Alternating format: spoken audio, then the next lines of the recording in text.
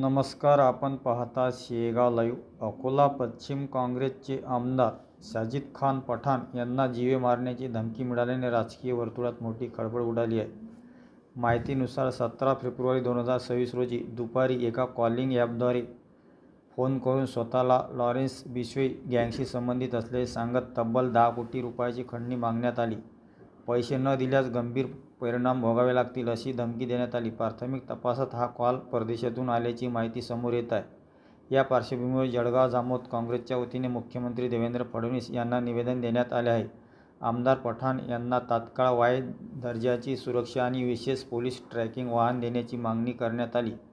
लोकप्रतिनिधींना मिळणाऱ्या धमक्या ही गंभीर बाब असून कायदा व सुव्यवस्था राखण्यासाठी प्रशासनाने तातडीने कठोर कारवाई करावी अशी जोरदार मागणी करण्यात आली आहे। या प्रकरणावर तुमचे मत काय? कॉमेंटमध्ये नक्की लिहा। व्हिडिओ आवडल्यास लाईक करा, शेअर करा आणि चॅनलला सबस्क्राईब करायला विसरू नका।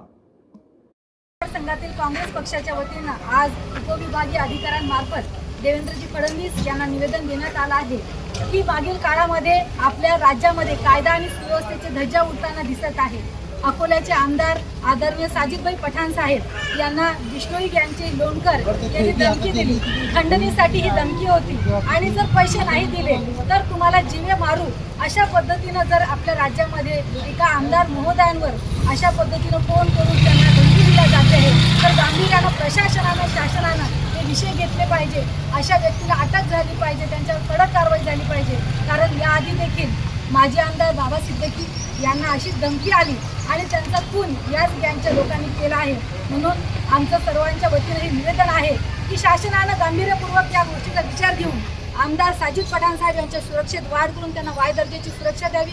एवढंच नाही तर महाराष्ट्रामध्ये अशा पद्धतीनं कायदा सुव्यवस्था चांगला राहील यासाठी सर्वसामान्यांमध्ये चांगलं वातावरण निर्माण करण्यासाठी पुढील काळात कार्य उचललं पाहिजे।